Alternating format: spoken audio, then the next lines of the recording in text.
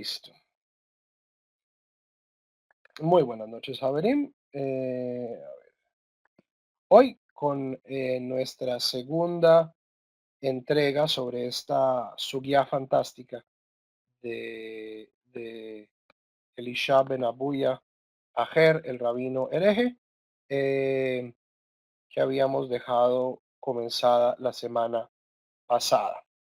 Eh, entonces, un breve resumen mientras carga el archivo.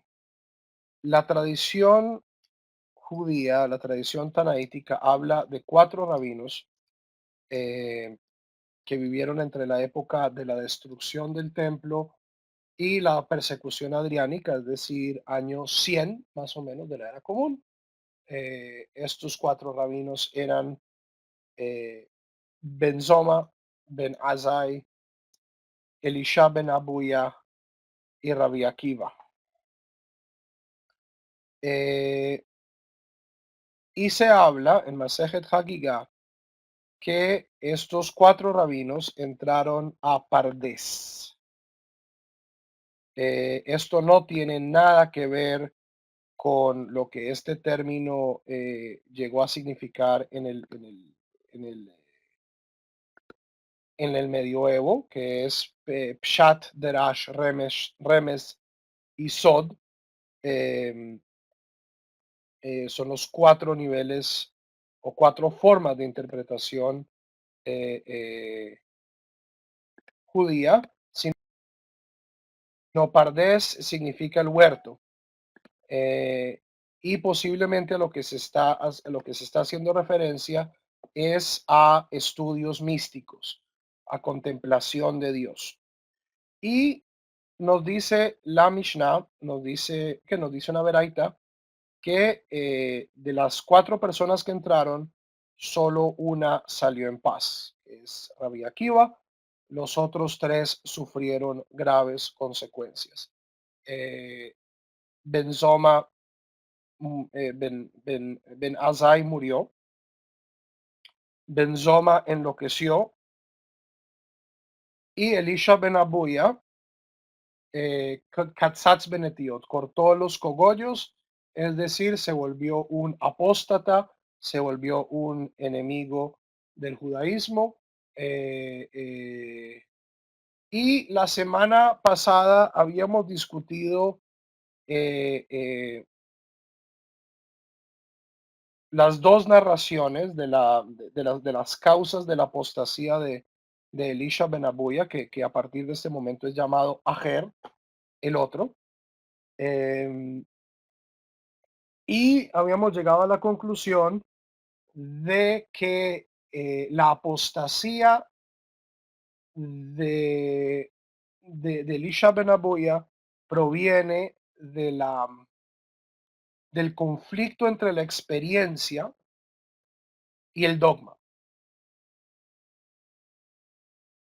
Y que esto en general es una muy buena aproximación a los peligros de lo que es Pardes. Nosotros leemos la Torá, estudiamos Talmud, aprendemos judaísmo y tenemos ideas muy claras, o bueno, yo tengo a veces ideas, yo por lo general no tengo ideas claras, pero la inmensa mayoría de las personas que se dicen religiosas acaban teniendo ideas muy claras de qué es lo que su fe y qué es lo que su comunidad les pide que crean. Y hay momentos de extrema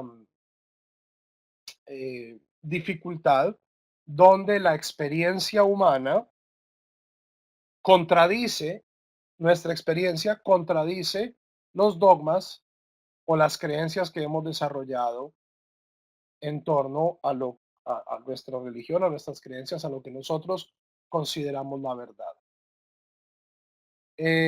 Y frente a eso hay tres posibilidades. O nos enloquecemos como Benzoma, porque es imposible que la realidad contradiga mis creencias. o desechamos una de las dos, que es lo que hace Elisha Ben Abuya. Elisha Ben Abuya es incapaz de interpretar. Él dice, lo que yo vi es la verdad, y como lo que yo vi contradice lo que yo creo sobre el judaísmo, por lo tanto el judaísmo no es cierto. Y Rabbi Akiva, que es el único que va y entra en paz, tiene la difícil tarea de reinterpretar, que es modificar nuestras creencias, modificar nuestros textos, reinterpretar nuestra tradición para que esta tradición no acabe diciendo mentiras.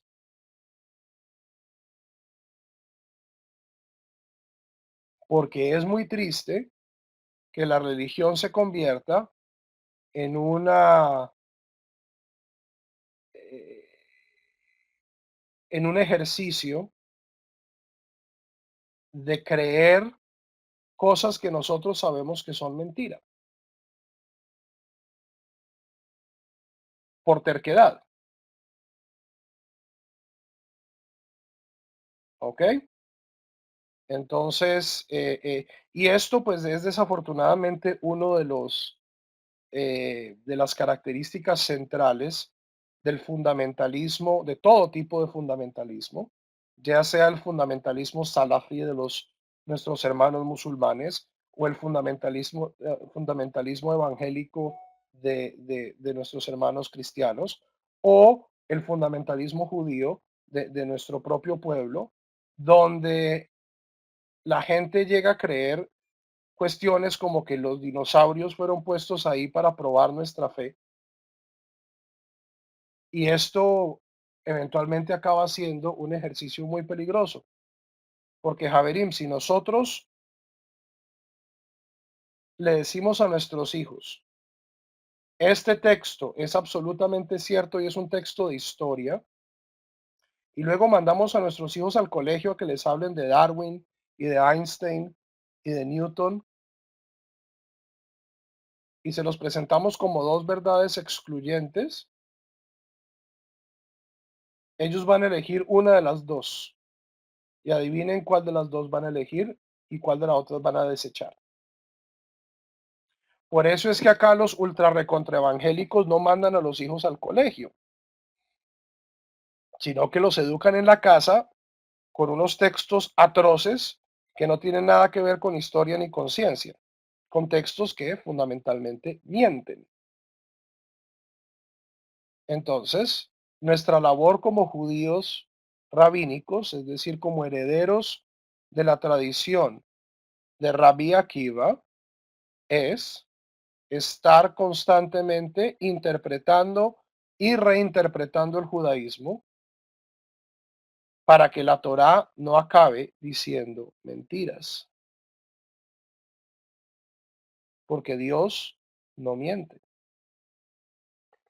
Entonces, la vez pasada investigamos las dos historias de la apostasía de Elisha Ben Abuya, la primera de ellas en el Babli, donde él presencia a Metatrón, el ángel más, pues, más avanzado de las huestes celestiales, se mete en un problema con Metatron y luego, y aquí es el verdadero problema de Elisha Ben Abuya, él oye una voz celestial que dice que él no puede hacer teshuva.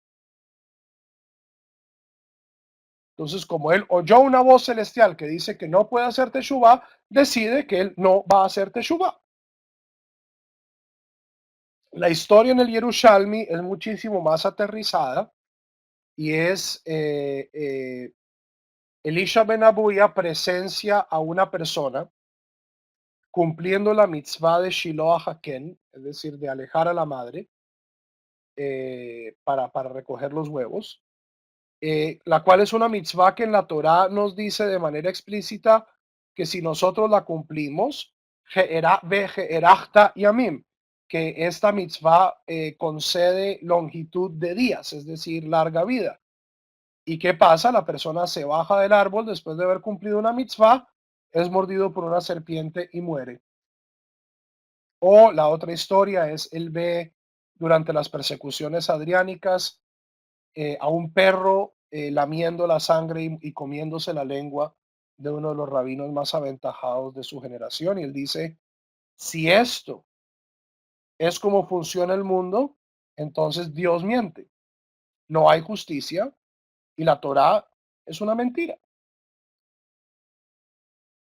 La Torá es un trato que Dios no está dispuesto a cumplir, que es tristemente el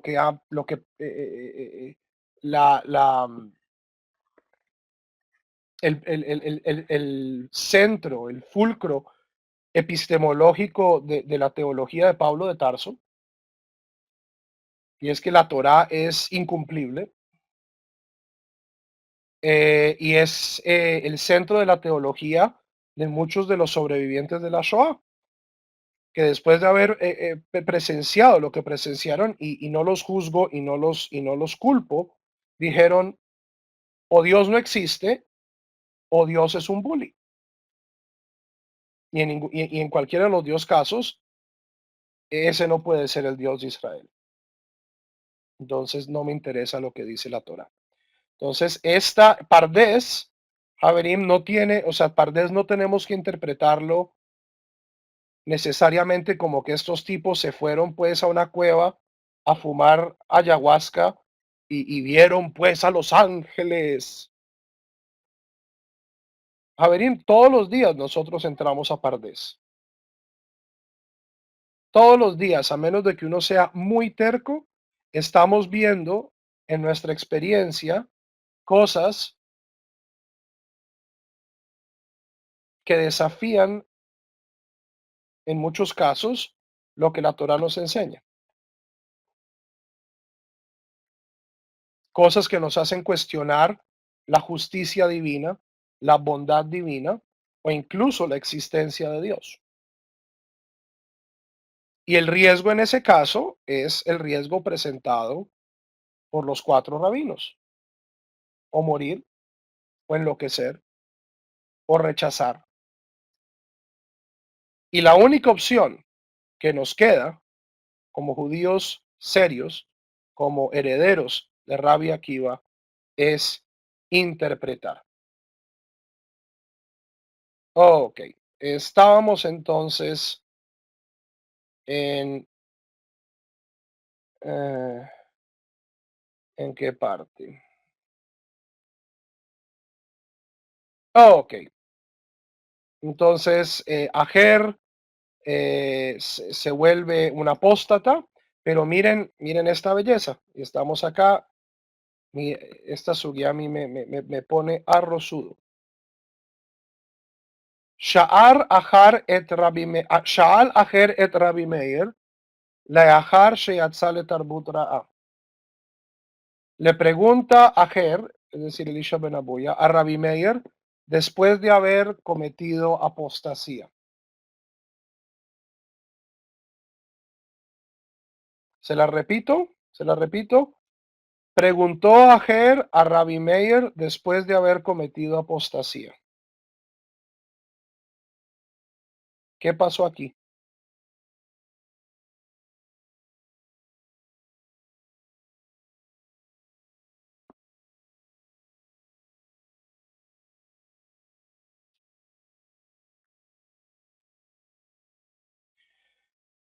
Si Ajer, si Elisha ben Abuya viviera en nuestra época y se hubiera vuelto un apóstata, ¿qué es lo primero que hubieran hecho todos sus Javerim? Lo hubieran bloqueado del Facebook. Tú eres un idólatra, tú eres un apóstata reformista. Vemos que los rabinos del Talmud eh, eran mejores personas que nosotros. Pedro, no, más aún. Ajer, Elisha Menabuya, era maestro de Rabbi Meir. Y aún después de que de que Ajer se vuelve apóstata, Rabbi Meir lo sigue tratando con respeto. Y dice, amarle, Mai dichtiv,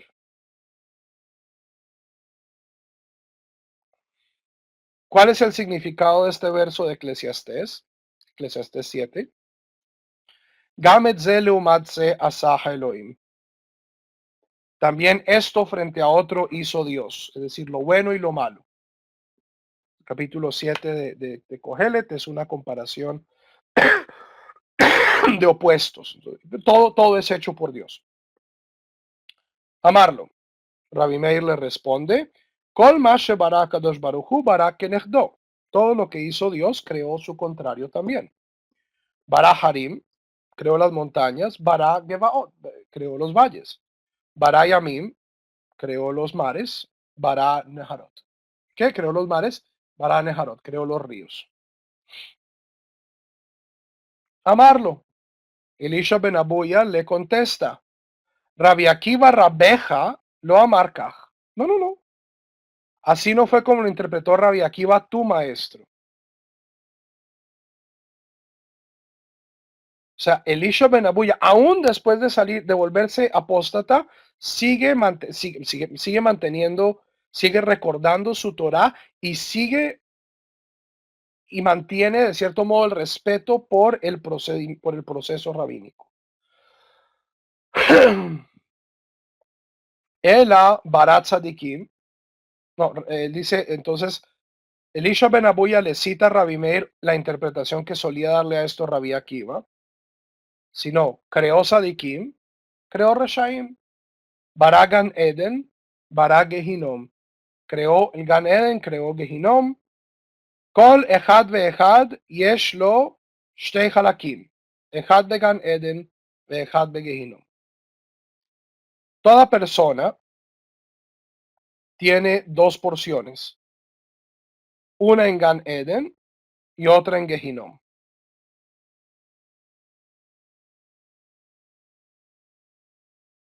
Zahat Sadik, cuando el Sadik, cuando una persona es muy buena, Natal Helko, Vejelek Havero Gan Eden. Toma su parte y la parte de otra persona en Gan Eden. Es una teología muy complicada, se ha dicho de paso. Nithayev Rasha, cuando un malhechor entra en deuda, Natal Helko Vejelek Havero Gehinom. Toma su parte y la parte de su prójimo en Gehinom. Es decir, tanto el mérito como el demérito son acumulativos.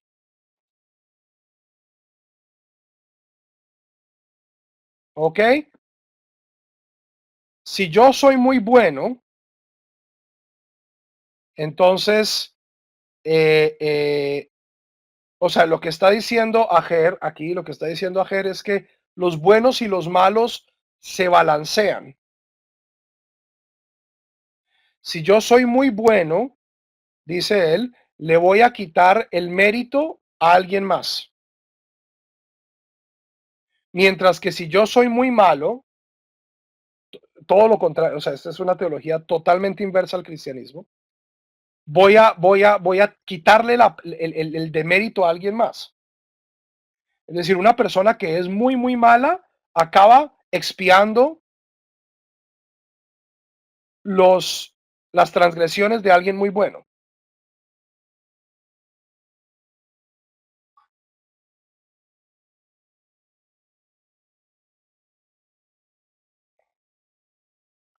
Ahora, por qué estaría diciendo esto a Ger? Porque él ya está convencido de que él no tiene remedio. Yo no tengo méritos. Yo, yo, yo, yo soy un rasha, no tengo ningún tipo de mérito. Entonces, todas mis acciones, por decirlo así, están dirigidas a lo malo. Pero le estoy quitando, de cierto modo, el espacio en Gehinom a alguien.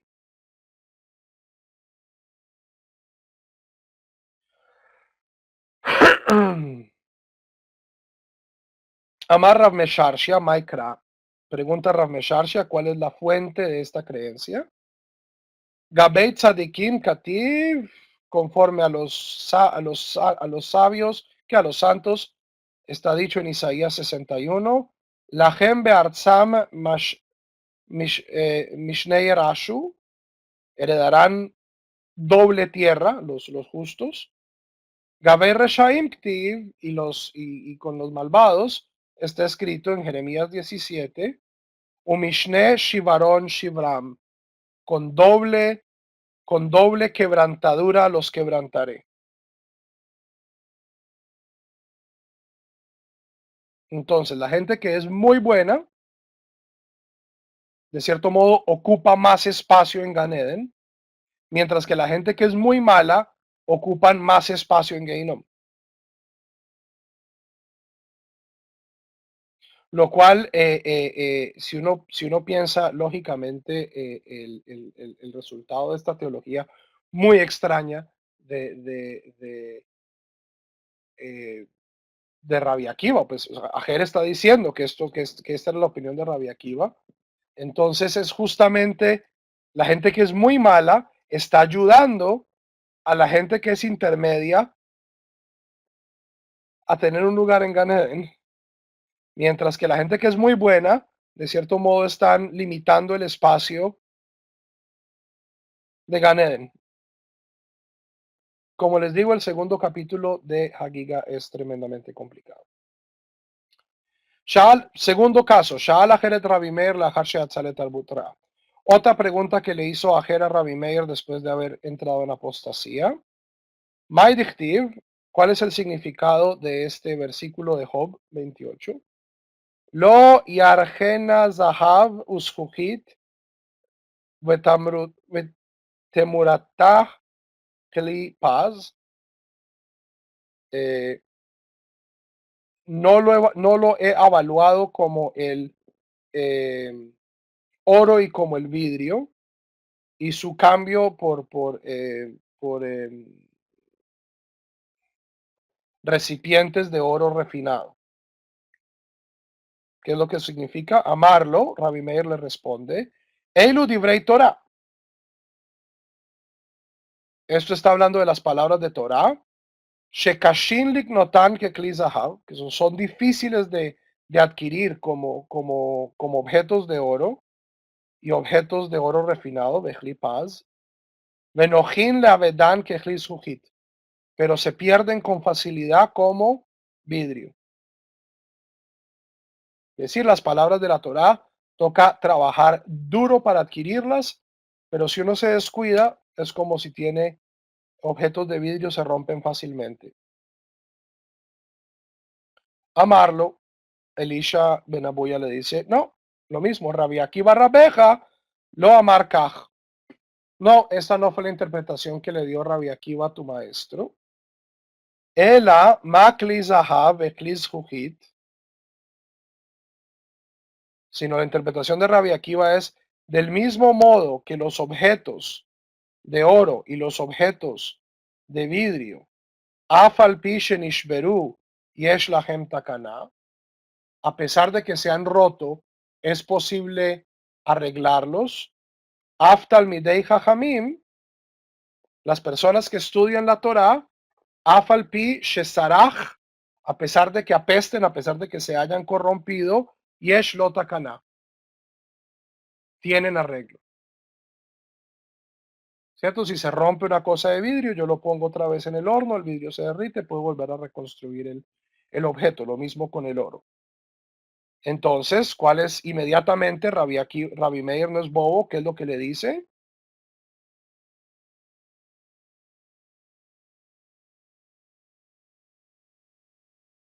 Afatah zorbeja. Ok, si eso es cierto, entonces usted también, hágate shuba. ¿Y qué dice Ajer? Vuelve a su misma retaíla. Kvar shamati meajoreja pargot. No, yo ya he oído detrás de la cortina divina. Shubu banim shobebim, vuelvan hijos descarriados. Hutz meajer, yo no tengo la oportunidad de hacerte shuba.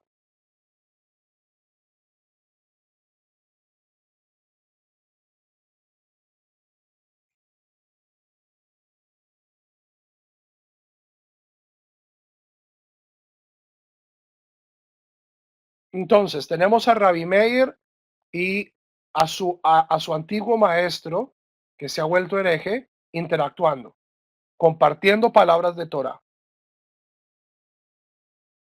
Este no es nuestro mundo de bloquear a la gente en Facebook y de, tú eres un idólatra. Y esta parte es aún más bonita. Tanor Rabanán, enseñaron nuestros rabinos, una veraita. Manasé Beajer. Eras una vez que Ajer, Shehayar Rojev al Hasus, iba cabalgando en un caballo, Be Shabbat, en Shabbat, lo cual está prohibido. Behayar Rabbi Meir, Mejalech Aharav. Y Rabbi Meir iba caminando detrás de él, Lilmod Torah Mipiv, para aprender Torah de su boca.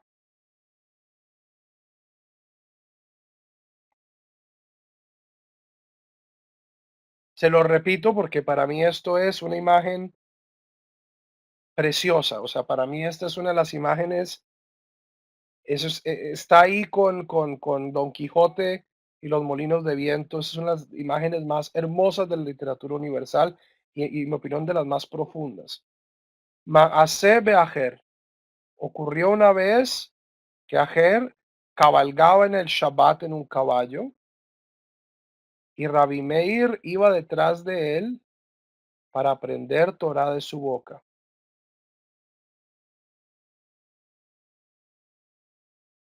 Segunda parte. Amarlo. Le dice Rabbi Elisha Ben Abuya a Rabbi Meir. Meir, Meir, Hazor le ajoreja. Tienes que devolverte. Shekvar shi'arti be'ek visusi.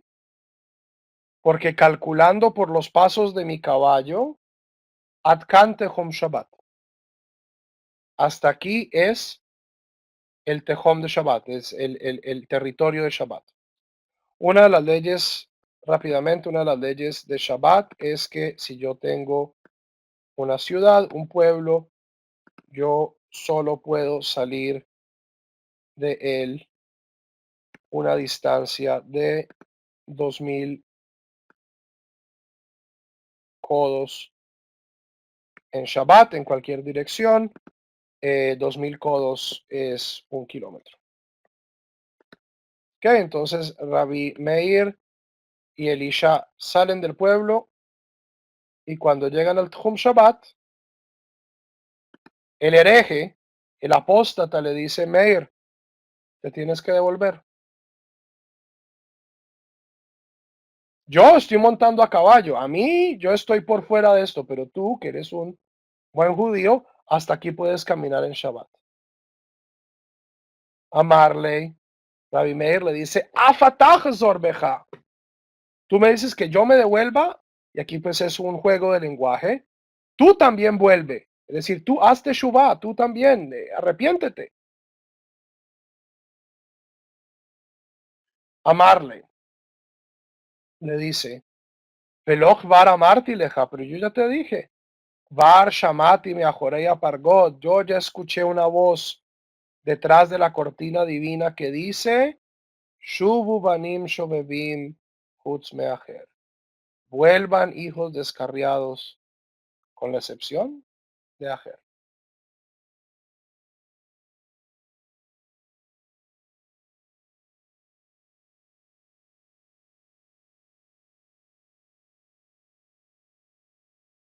Teshuvah significa literalmente retorno.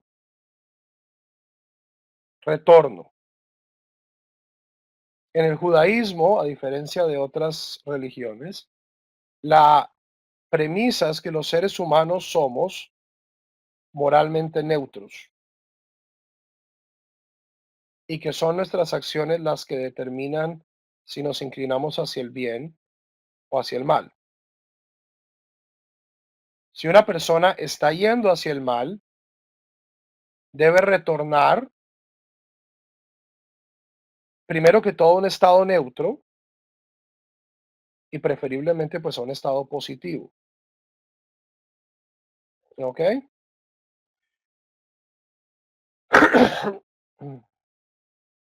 Carlos, esta ley del Tehom Shabbat se sigue aplicando. Ahora, Guayaquil es grande. Lo que dice esto es que tú no puedes salir 1 kilómetro por fuera de los límites de Guayaquil. Esto es muchísimo más relevante si uno está pasando Shabbat, por ejemplo, en un pueblito, en una finca. O sea, uno no puede alejarse 1 kilómetro de donde está celebrando Shabbat, de donde está durmiendo, de donde está comiendo. Dentro de la ciudad, pues existe una continuidad, o sea, yo puedo ir de un extremo a otro de la isla de Manhattan caminando sin problema, sin violar el Tchum Shabbat. Pero si salgo ya de los bordes de la ciudad, ya es una transgresión de Shabbat. Es 1 kilómetro.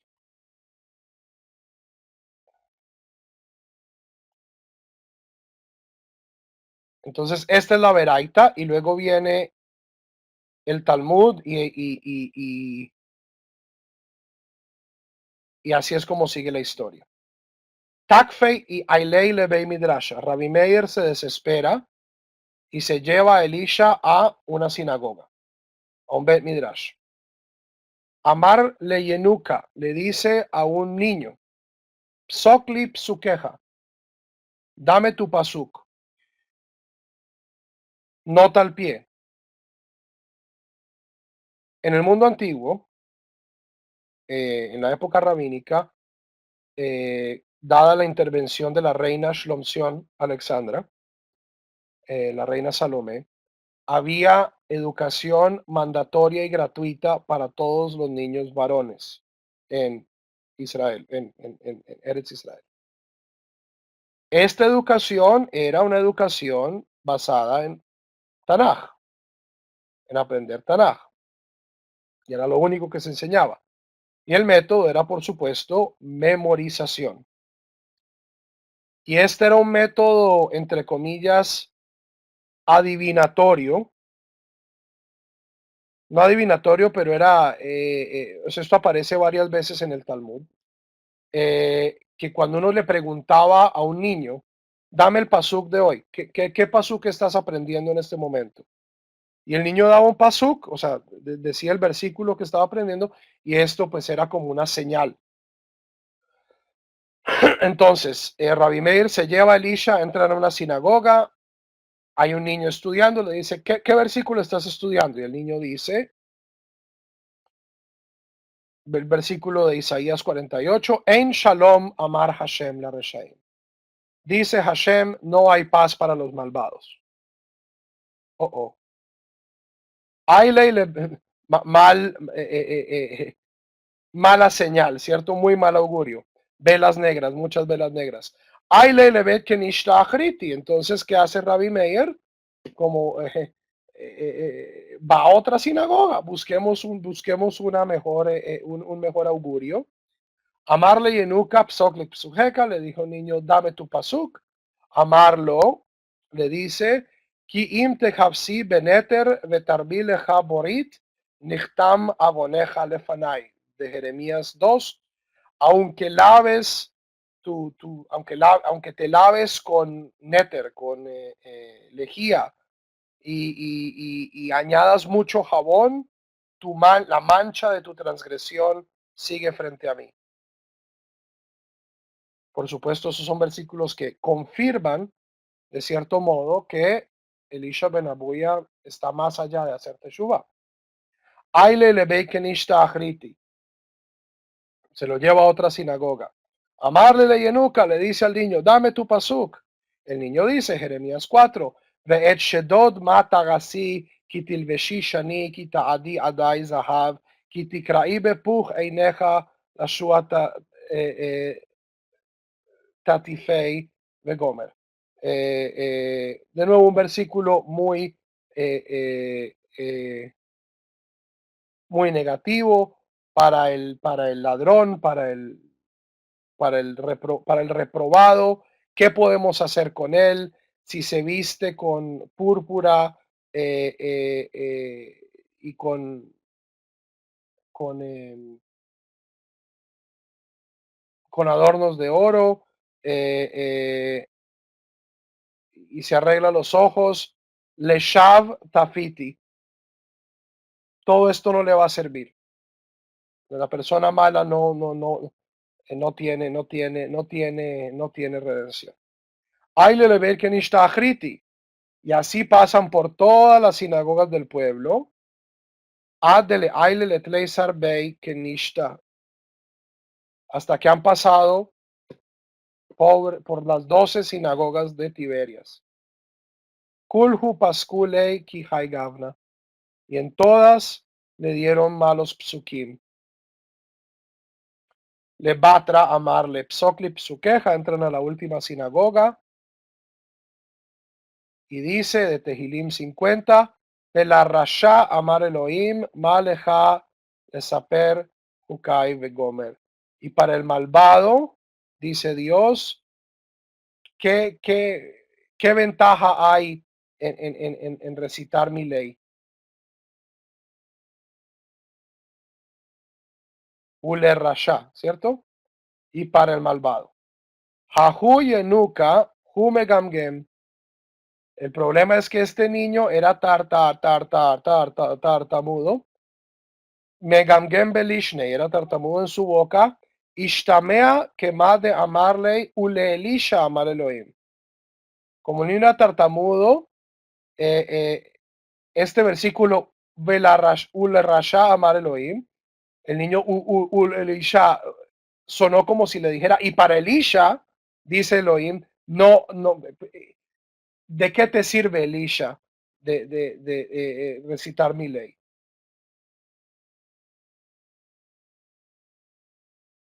En todo caso, muy mal augurio para Elisha ben Abuya. Ica de hambre, hay quienes dicen Sakina Hava Behadei, que Elisha tenía un cuchillo en su mano, de Carey y cortó al niño en pedacitos, de Shadra y Letleisar Beikenishta, y envió un pedazo a cada una de las 12 sinagogas. Elisha trabajaba para la mafia colombo-mexicana. Ica de hambre, y hay quienes dicen, y Java y Bellada y Sakina, hay quienes dicen, si tuviera en mi mano un cuchillo, lo hubiera partido en pedacitos. Por supuesto, pues la segunda opción es mucho más preferible. Entonces, es una historia, la segunda historia es un poco más, es posterior. El lenguaje es arameo, viene del Talmud, no es una veraita. No, ok. Última historia de Elisha ben Abuya. Kinach Nafshei de Ajer. Cuando murió Ajer, Amrei,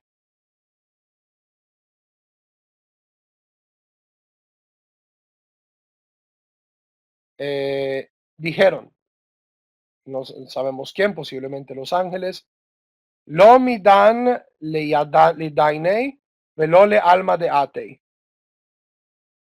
No lo llevemos al juicio, pero tampoco al mundo por venir.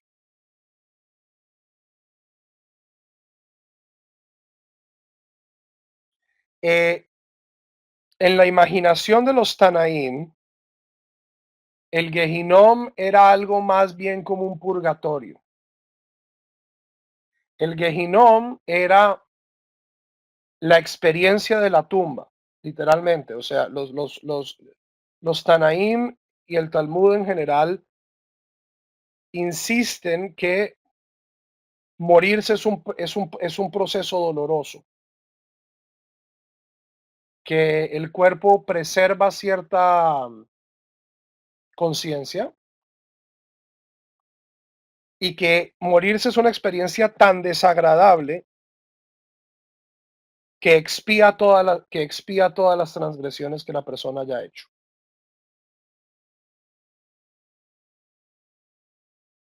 ¿Ok? Lo repito.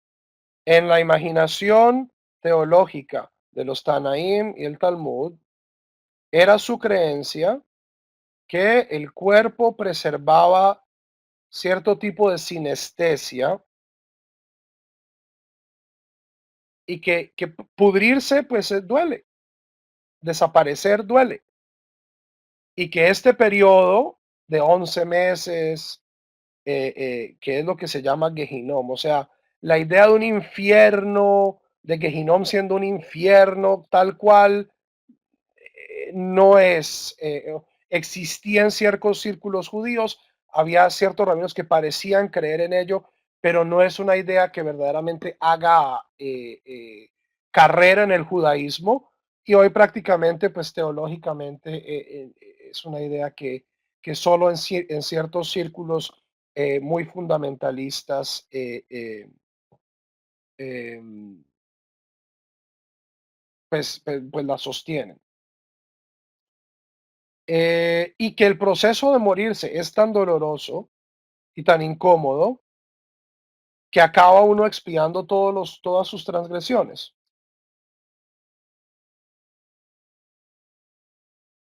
¿Ok?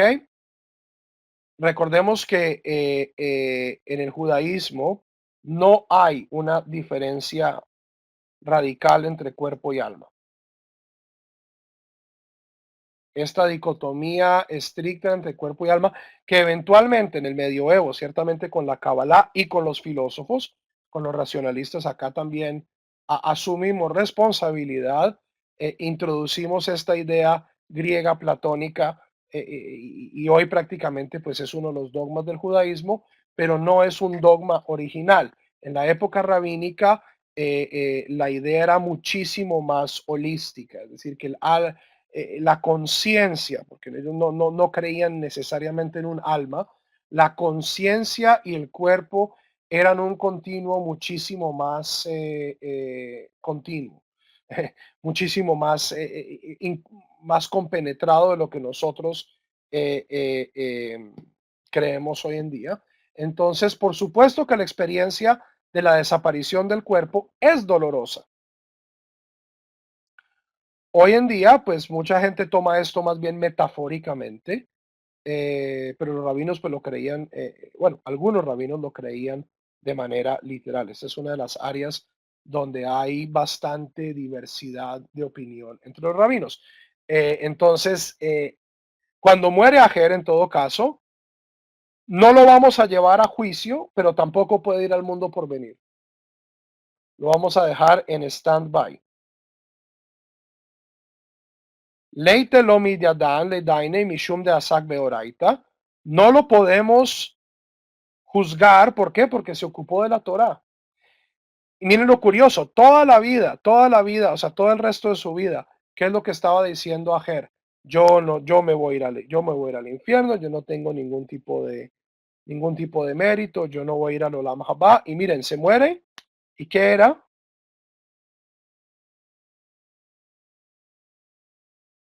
Era un bluff.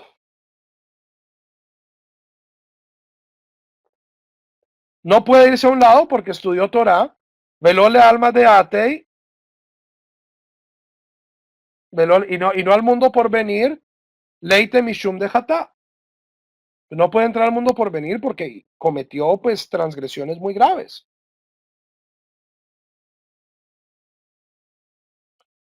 Amar Rabbi Meir, dice Rabbi Meir, mutav leyadanei, preferible que sea juzgado, veleite le alma de ate, y pueda luego entrar al mundo por venir. Que sufra, ¿cierto? Que purgue y que luego pueda entrar al mundo por venir. Matai amot veale ashan me quibró. Cuando yo muera, veremos salir humo de su tumba. Es decir, Rabbi Meir está diciendo, cuando yo muera, voy a interceder y voy a hacer que salga humo de su tumba. Es decir, voy a enviarlo a Heinom para que sea juzgado, pero para que luego pueda ir a Olam Haba. Con todo y esto, Javerim, la idea de un castigo eterno es bastante inusual en el judaísmo. Sabemos que aquí el concepto, Incluso si hay un concepto de Gehinom, de un sitio de castigo para el alma después de la muerte, es temporal.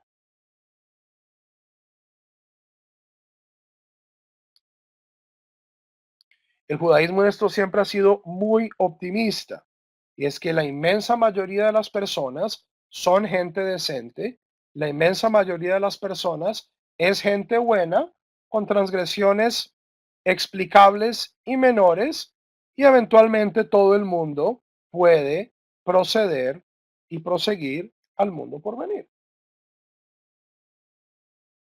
O sea, en este caso, prácticamente todo el mundo. Luego, en épocas posteriores, se desarrollan ideas pues, de que la gente que es muy, muy, muy, muy, muy, muy mala, ellos desaparecen, que es la idea del Rambam, por ejemplo. Y en efecto, Kinach Nafshei de Rabbi Meir, Salik Kutra Mikibrei. Cuando muere Rabbi Meir, comenzó a salir humo de la tumba de Elisha ben Abuya. Es decir, Rabbi Meir envía a Elisha ben Abuya a Gehinnom para que purgue sus transgresiones.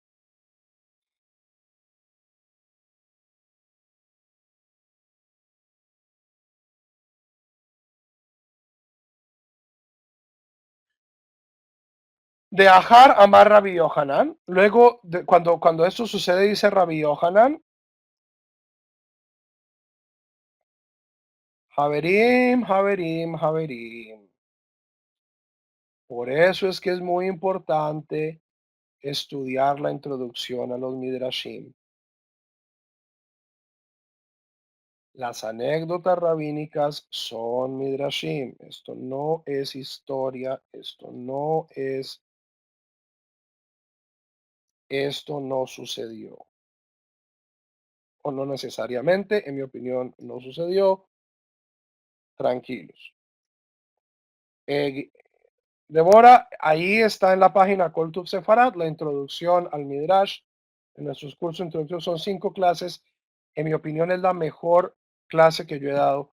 Si yo pudiera convencer a todo el mundo judío emergente de que me dieran 5 horas de su vida, luego pueden volver a ser ortodoxos, sefardín, hasídicos, satmar, reconstruccionistas, con conversión reformista si quieren, y cambiarse el nombre a Seidenfeld o a Guterman.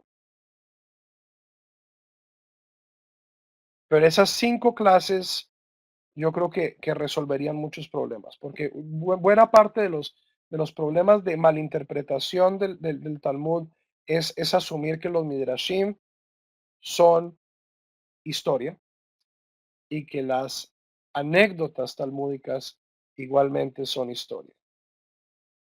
¿Ok? Cuando muere, dice Rabbi Yohanan, Gevurta le mikla Rabbi. Gran, gran servicio que le hace este señor quemando a su rabino. Rabbi Meir, pues, ¿cómo así? Uche, respete. Had hava beinaina velo matzinan le atzluyei. Cuando me toque mi turno, yo voy a poder salvarlo. Inaktei beyad, si yo tomo a Elisha de la mano, man me rame leiman. ¿Quién me lo va a quitar? Amar, y dice, Mataya Mot Shan me quebró. ¿Cuándo podré morir para quitar el humo de su tumba?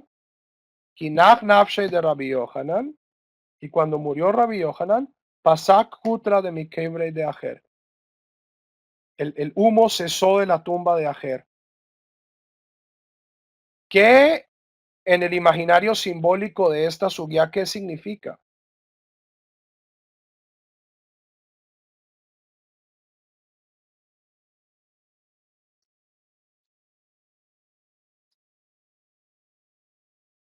Que eventualmente Ajer fue perdonado. Exactamente.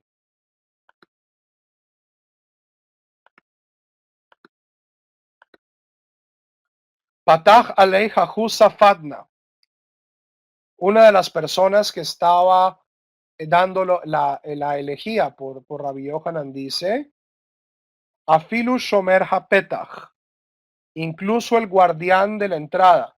el guardián de la entrada de Gehinom, lo amad lefaneja Rabbeinu. No pudo contigo, Rabbeinu. Tú entras y sacas a quien quieras de Gehinom. Paréntesis. Pero Rab, eso no es Grecia, ideas griegas. Sí, Haverim, Eretz Israel era una colonia griega. Esta gente pensaba y vivía en términos griegos. Trataban pues de ser honestos en su judaísmo, pero Haverim, nuestro imaginario, por ejemplo, nuestro imaginario está lleno de ideas gringas y de ideas cristianas porque hablamos en español y vivimos en el siglo XXI. ¿Ok? Entonces, es absolutamente explicable que rabinos que viven en el siglo segundo de la era común se imaginen el inframundo en términos griegos. ¿Cuántos judíos no hay en el mundo que creen que los ángeles son niños regordetes tocando arpas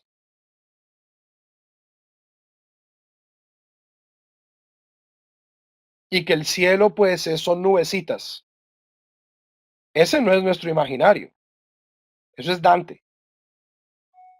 Eso es Dante y esos son los artistas del 400 y del 500 del Renacimiento italiano.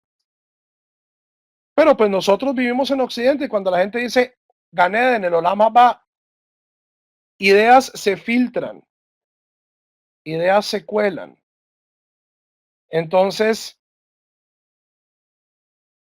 por eso es que estas narrativas toca tomárselas con suavidad.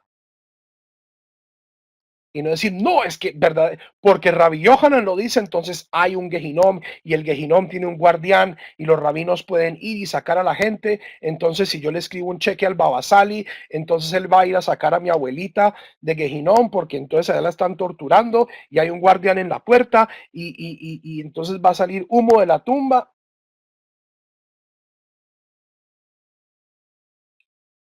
Los rabinos de cada generación adoptan el lenguaje y el imaginario de la cultura en la que les toca vivir. Vayan ustedes a la página de agelatino.com y van a ver que los rabinos hablan de relojes. El alma es como un computador. Tienes tu software, tienes tus actualizaciones. Eh, eh, eh, todo este lenguaje trabaja en el contexto que es entendible a cada generación. Los rabinos del siglo XIX comparaban al cuerpo con un tren.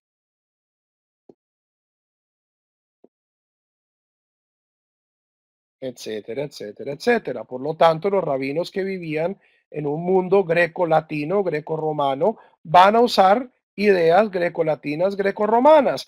Igual, y si nos vamos más para atrás, cuando la Torá misma, cuando el Tanaj es escrito, el lenguaje y los conceptos y el contexto es un contexto que se nutre de Egipto, que se nutre de Sumeria, que se nutre de Canaán,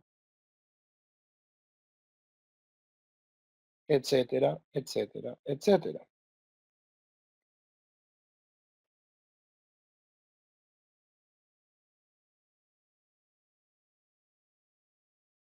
Último párrafo. Bitosh el Ajer, Atia le Kamei de Rabbi. La hija de Elisha ben Abuya se presentó frente a Rabbi Yehuda Nasi. Amra le dice, Rabbi Parnaseini, mi rabino, sosténme, dame de comer. Soy la hija de un Talmid Jajam, soy pobre, por favor, ayúdame. Amarla Bat Miat, le dice Rabbi, ¿y tú eres hija de quién? Amralo, chao. Amarla, Adain Yesh Mizar-Oba Olam, todavía su simiente subsiste en el mundo. Behakti, porque está escrito en Job Lo nin velo neged be'amo ve'en sarid memegurav. Se habla del malvado, que el malvado no tendrá nietos ni bisnietos en este mundo. Entonces sorprende, porque esto quiere decir, o sea, en el contexto, que Elisha Ben Abuya no solo ha sido perdonado en un contexto espiritual, entre comillas, sino que su familia persiste. Amralo Zehor le Torato Velotis Kormagasab. Recuerda su Torah, no recuerde sus malas acciones. Meyad yarda esh ushaha sefsalosh el Rabbi. Inmediatamente cayó fuego y rodeó el trono de Rabbi. Bajabe Amar, y lloró y dice, Rabbi Uma lemidganin ba kach lemishtabchin ba alejad kama vejama. Kama Rabbi. Rabbi dice llorando, si así se comporta el cielo con aquellos que lo insultan, que lo oponen, con aquellos que lo alaban, cuánto más, ¿cierto? Si incluso los, los si, si incluso una persona que tuvo Torah, pero malas acciones, merece mérito, cuánto más una persona que tuvo Torah y buenas acciones. Hasta aquí, eh, hasta aquí la historia de Elisha Ben Abuya. Esto es el Yerushalmi que estudiamos la semana pasada. Haverim, próximo domingo, no se lo pierdan. Los próximos 2 domingos va a ser Candela. Comenzamos Seder Moed con Masejet Yevamot y las dos sugiot más importantes sobre el tema de la conversión. La primera de ellas, Yevamot 24a, sobre si una conversión por matrimonio o por poder o por interés es válida, y la semana después Yevamot 47a, que es un texto que todos ustedes deben manejar y saberse al derecho y al revés, que es cuál es el procedimiento de acuerdo al Talmud para convertirse. Ger haba lehit gayer bazeman hase. Omrimlo, esa es la suya, no se lo pierdan, va a estar muy bueno. Los dos primeros cañonazos talmúdicos de este año que comienza el año 5774. Quedan 10 minutos. Aquellos Javerim que tengan que ir a hacer otras cosas, Shana Tova Umtuka, Tisku Leshanim Rabot Tovot Uneimot. Nos vemos en una hora para Selijot. Quedan 10 minutos. Si tienen alguna pregunta sobre el tema, sobre este tema o sobre Rosh Hashanah, tenemos 10 minuticos para tratarlo. Azoy. ¿Por qué no cremamos los cuerpos? Esta es una pregunta bien interesante. En la Torá hay algunas instancias de cremación. El rey Saúl y Jonatán, su hijo, son cremados. Y esta es una pregunta eh, que ha recibido varias respuestas. En el siglo XIX, algunos rabinos italianos, incluso me refiero a rabinos ortodoxos italianos, permitieron la cremación de cuerpos. Hay una tradición bastante fuerte de no cremar. Nosotros, el judaísmo cree que el cuerpo debe ser maltratado lo menos posible. Esta creencia tiene sus orígenes en la idea de que el cuerpo de cierto modo mantiene una dignidad, y no solo una dignidad, sino algún tipo de sensación después de la muerte. Hoy en día, a pesar de que la mayoría de los judíos no creen que el cuerpo preserva sensación, pues sí existe una tradición muy fuerte de no cremar, ¿ok? Eh, tratar de tratar a los cuerpos con el mayor respeto posible. Exhumar los cuerpos, no en el tal, o sea, a menos de que sea o sea, si es para un caso forense, pues esto puede salvar vidas. En el mundo antiguo lo que se hacía, incluso era una exhumación obligatoria. La gente era puesta en la tierra por 2 años y luego eran exhumados y sus huesos eran puestos en osarios. Entonces, la exhumación es algo más bien, ahora que estamos acostumbrados a enterrar en tierra,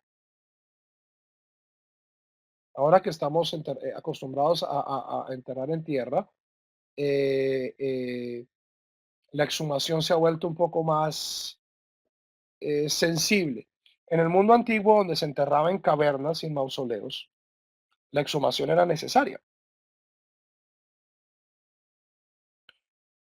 ¿Ok?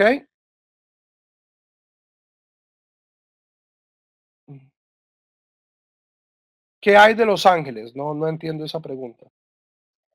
Eh, para Rosh Hashanah, los que tenemos negocio, ¿hay que cerrarlo durante estos días? Esa es una pregunta bastante complicada. La respuesta depende de si tienes o no socios. Si tú eres el único dueño de una tienda, pues ¿quién va a atender la tienda en Rosh Hashanah? Si tienes socios, eh, eh, eh, esta pregunta mándamela y la hablamos después. Te la respondo pues por Viver o por otra cosa. Olam Haba significa el mundo por venir. Olam Haba a veces es interpretado como Gan Eden, no necesariamente. Eh, Olam Haba no significa el cielo. Cielo es una idea cristiana. Olam Haba es el mundo por venir. Y es una idea eh, eh, vaga. Nosotros no sabemos exactamente qué contiene Olam Haba. Si es una dimensión espiritual, si es una dimensión física. Sabemos que existe, sabemos que Dios no se va a ocupar de nosotros, pero afortunadamente no gastamos todas nuestras energías y nuestro tiempo tratando de describir o pensar cómo va a ser nuestra existencia después de que morimos, porque pues no hay nada que nosotros podamos hacer, es inevitable y de todos y creemos, esto sí, que como Dios es un Dios misericordioso y bueno, y la inmensa mayoría de la gente es gente decente y buena y misericordiosa, eh, eh, eh, que la inmensa mayoría de la humanidad tiene un lugar en el Olam Haba.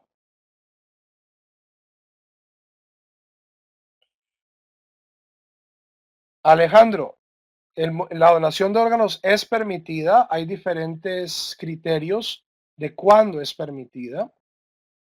Eh, los casos más complicados son, por ejemplo, cuando hay muerte cerebral, pero no muerte cardíaca.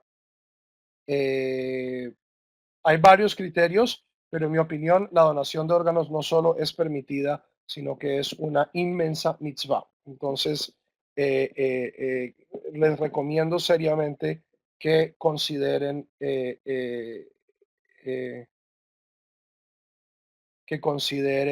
eh, donar sus órganos.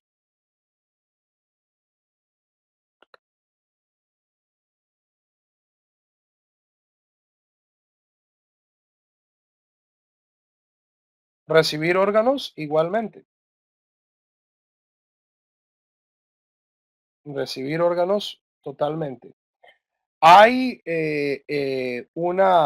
un Psaq Din muy sonado de un rabino ultraortodoxo recientemente que dice que los judíos pueden recibir órganos, pero no pueden donar órganos. Esta posición es, está contaminada con el racismo más desgraciado y más vergonzoso, y esta persona no merece, en mi opinión, el título de rabino. Y es aquí justamente, Javerín, donde, donde, en mi opinión, y esta es principalmente la razón por la cual yo le hago tanta guerra a la Kabbalah, la idea más nociva y destructiva que ha introducido la Kabbalah al judaísmo es una idea nueva que no se encuentra en la Torá y no se encuentra en el Talmud y no se encuentra en las fuentes, es que hay una diferencia fundamental espiritual en el alma entre los judíos y los no judíos. Esto es mentira. No hay diferencia ni genética, ni física, ni espiritual entre judíos y no judíos.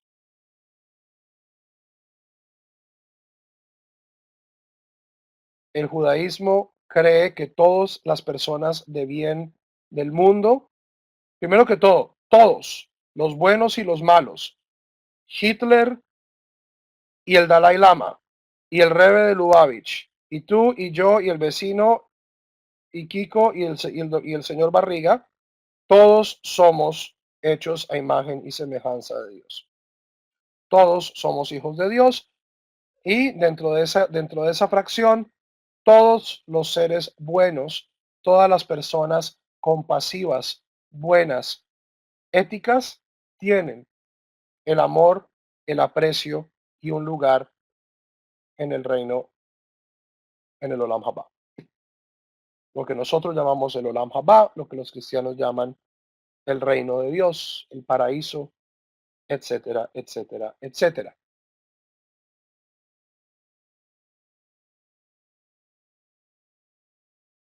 Desafortunadamente, la Kabbalah ha inoculado al judaísmo ortodoxo observante de lo que yo llamo supremacismo neumático. ¿Qué es supremacía neumática? La palabra neuma en griego significa alma. Entonces los nazis pensaban que los arios eran más bonitos, más inteligentes, más rápidos, más continentes, más éticos. Y luego Jesse Owens les puso eso todo patas arriba en las Olimpiadas del 36, pero bueno, eh, desafortunadamente hay muchos judíos que piensan que los judíos tienen un alma superior, un alma mejor, que solo los judíos son verdaderamente buenos, morales, rectos y justos. Eso es pensar como nuestros enemigos.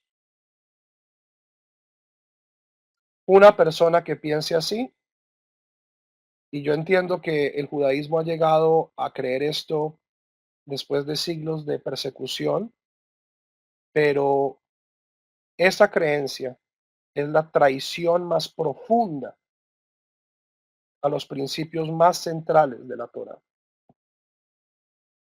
Y solo por ese crimen, en mi opinión, el rol de la Kabbalah en eh, eh, el rol de la Kabbalah en el judaísmo es bastante cuestionable. Porque una doctrina que contradiga de manera tan fuerte los principios básicos de la Torá no puede ser confiada en otras cosas. Javerim, Shanato Baumetuká, nos vemos el próximo año. Shalom.